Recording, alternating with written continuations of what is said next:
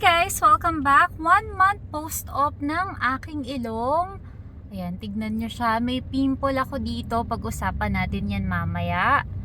Pag naka-side view, bumaba na siya. Ito, magapa yan. Sa kabilang side naman.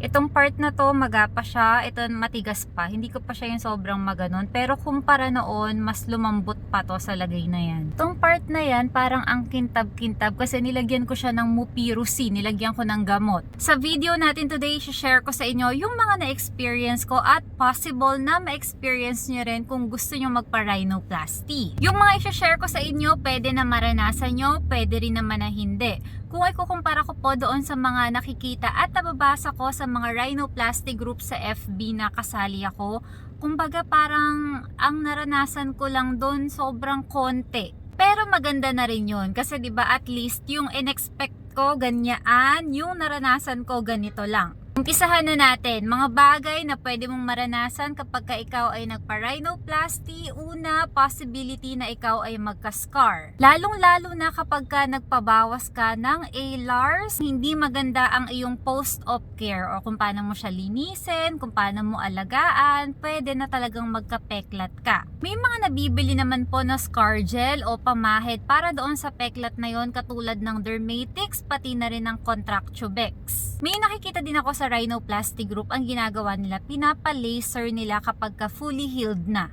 Hindi ako nagpabawas dito sa gilid na to dahil nga sa possibility na yon na magka-peklat, diba? Halatang halata na nagparitoke ka. Pero alam niyo ba mga sis, doon sa group chat namin na ginawa ni Doc Mark C, marami doon na nagpatanggal dito tapos wala man lang kabakas-bakas na mayroon silang tahi or pinagtahian. Maganda yung gawa, maganda rin yung healing nila. Pangalawa, healing process. Ang healing process po ng rhinoplasty, 6 to 12 months, matagal po talaga siya. Pero yung pinaka-itsura naman, sabi ni Doc Mark, after 2 months daw, parang halos ganoon na yung magiging itsura ng ilong namin. So 1 month pa lang ako, meron pa akong 1 buwan para ito medyo lumiit pa kasi magapa talaga itong tip na to. After ng operation ko, hindi ako namaga, hindi ako namasa. Kita nyo naman yun, 'di ba, sa mga video ko. Talagang yung ilong lang, yung part na namamaga. Pero, hindi po lahat tayo ay pare-parehas. Pwede na mamaga ka, pwede rin naman nakatulad ko, hindi. Marami ako nakikita talagang sobrang magang-maga yung kanilang, yung mukha, yung buong mukha nila, to sobrang pasa dito. Yung iba, yung mga mata nila, hindi na nila mamulat sa sobrang ganun talaga. At meron din namang iba na after 1 month, maganda na, parang yun na yung final look ng ilong nila, manipis na talaga. Meron din namang iba na hindi pa, katulad ko. 1 month na pero namamaga pa rin yung dito ko, pero kapag ka naman tinignan mo, okay na siya. Alam mo yung hindi ka na mahihiyang lumabas, parang wala ka talagang pinagawa. Pero meron din namang iba na after 1 month, magang-maga pa rin, nangangamatis pa rin yung mga ilong nila. So, dapat i-ready mo yung sarili mo doon. Wag na wag mo ikukumpara yung iyong healing sa iba kasi mafu-frustrate ka. At sobrang nakaka-stress yun. Alam nyo, after ng operation ko, iniwasan ko na munang tumingin sa mga rhinoplasty groups na kasali ako sa Facebook. Masasuggest ko sa inyo mga sis, kung nagpaplano pa lang kayo, naghahanap kayo ng doktor, gusto nyo magkaroon ng maraming ideas, ayan, mag-stock kayo, sumali kayo sa mga rhinoplasty Facebook group. Pero after ng operation nyo, itigil nyo na muna. Kung merong problema, kung may napansin kayo na bakit may ganito, bakit may ganyan, kausapin nyo agad yung doctor nyo or yung secretary nila or yung nurse doon sa clinic nila para maasistehan kayo.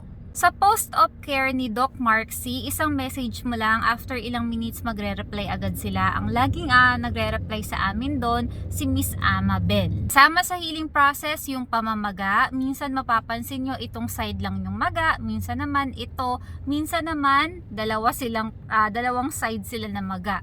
Minsan din pagkagising mo, parang ang ganda-ganda ng ilong mo, parang tayong-tayo siya, parang feeling mo wala na ang maga. Tapos kinabukasan, parang nangangamatis na naman siya. Paiba-iba po ang itsura. Sa healing process din, expect nyo yung pagkate. Alam niyo yung sobrang kate ng loob dahil nga gumagaling na siya, 'di ba? Pero wala kang magawa kasi nga hindi mo naman siya makakamot. Wala kang magagawa kundi ganyanin lang yung ilong mo. Kasama din sa healing process, ito guys, ayan, pag-usapan na natin yung pimple sa ilong ko. Natanong ko na yan, yung pinakauna kong pimple dito sa part na to. Tapos ayun nga, sabi ko baka mamaya, syempre diba nakakatakot, baka mamaya sign of infection or rejection. Ang sabi naman sa akin doon sa clinic ni Doc, ano daw yon? Dahil lang daw siya doon sa mga sinulid na eventually matutunaw. Kumbaga hanggat hindi pa natutunaw, pwede na mangyari yon. Wala naman daw problema, hayaan ko lang. Pero kung nababother na ako, pwede ko naman daw lagyan ng mupirocin. At ayun nga yung ginagawa ko. Nung sinusulat ko itong script ko na to, wala akong pimple dyan. So sabi ko, tapos wala rin akong picture hindi ko siya nakuhaan ng picture. So sabi ko, paano ko kaya i-explain sa kanila? Tapos ayan, pagkagising ko kaninang umaga, tada, ayan, may pimple na ulit ako at ayan, mapapakita ko na sa inyo. Ayan, sobrang namumula yung gilid niya, tapos may nana siya sa gitna. Ganyan din yung itsura kapag nagkakaroon ako dito sa kabilang part naman. Ayan, masakit to kapag nabubunggo, kapag naglilinis ako, nadadaanan ng cotton buds, mahapdi siya, masakit. Ngayon, meron niyang mupirocin, pinahidan ko pagkalinis ko kanina. Ito, kapag nagpagawa ka na ng ilong, mahihirapan ka ng mangulangot gamit ang iyong daliri. Kahit na yung pinakamaliit pa, kailangan mo na lagi ng cotton buds. Ang ginagamit ko pong cotton buds, yung pang baby talaga. Ito, papakita ko sa inyo kasi wala ako dito sa bag, nandun sa likod yung mga gamit ko. Ganyan ang ginagamit ko kasi parang ano to, kalahati nung normal na cotton buds. Tapos dahil nga minsan, 'di ba, matigas ang kulangot, kailangan ibabad mo muna siya sa sodium chloride. So ang magiging best friend mo, nasal spray, pati na rin cotton buds. Ang ginagamit ko nung naubos na yung Sterimar ko, ito na, Salinase. Next, i-expect mo na sobrang magiging oily ang iyong mukha. Ang ilong mo ay mapupuno ng blackheads, pati na rin ng whiteheads, katulad sa akin.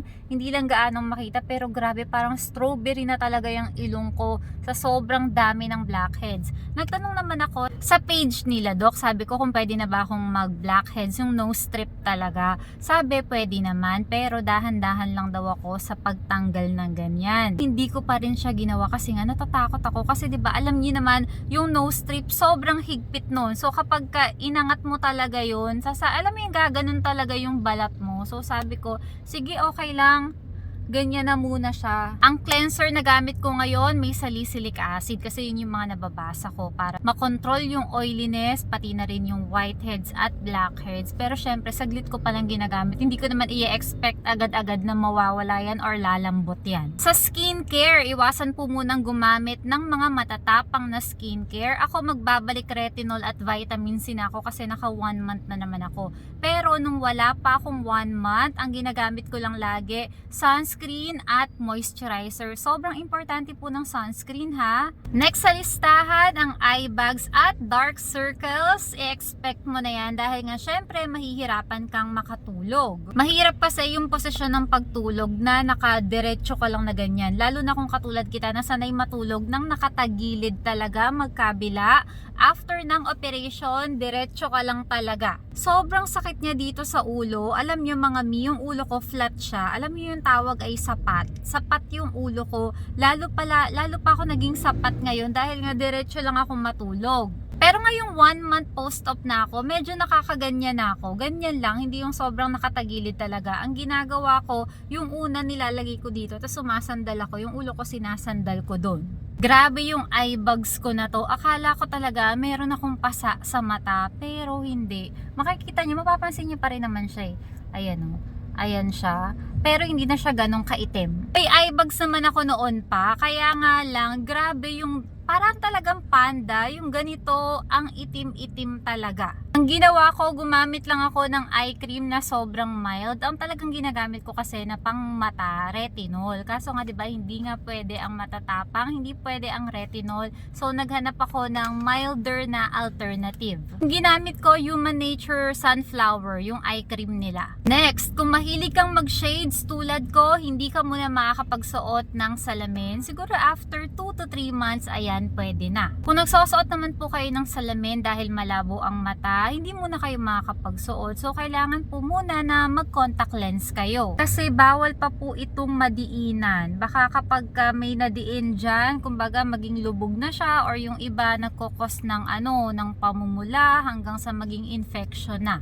At ito na ang huli, speaking of infection, possibility po ang infection pati na rin rejection. Yung infection, magagamot naman po yan, lalo na kapag maaga pa lang nakita mo na or nagamot mo na siya. Usually, pinapainom po ng antibiotics, yun yung mga nababasa ko. Next naman, yung rejection, depende po kasi sa pagtanggap ng katawan natin. Alam nyo mga sis, meron ako nababasa sa page na after ilang years, tsaka pa lang nire-reject ng katawan nila yung implant. Nakakatakot, pero yun talaga yung risk ng pagpaparetoke, ng pagpaparhinoplasty na merong implant. Kaya siguro yung iba, ang pinipili lang nila, alam mo yung walang implant, nagpapabawas lang sila dito sa gilid. So ayun, yun yung mga naranasan ko na gusto kong i-share sa inyo. Tapos pala ito, may nabasa ko. Ang sabi sa isang rhinoplasty group, admin yun kapag ka ikaw daw ay nagpagawa, pag nagpa-rhinoplasty ka, dapat ay sobrang mag-ingat ka na. Kung noon na hindi ka pa nagpapagawa, sobrang maingat ka na. Pagpalagay natin nasa 10 times na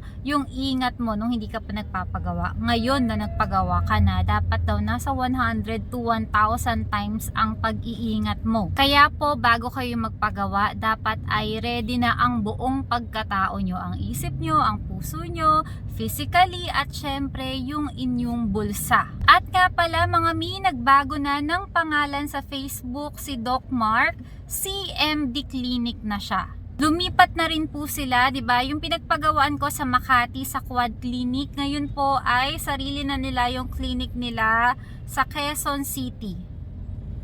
Sa Quezon City, hindi ko matandaan kung saan ba sa Quezon City. Anyway, i-message nyo na lang itong Facebook page nila kung may mga tanong po kayo. CMD Clinic. That's all for today. Thank you for watching. Sa ulitin. Bye!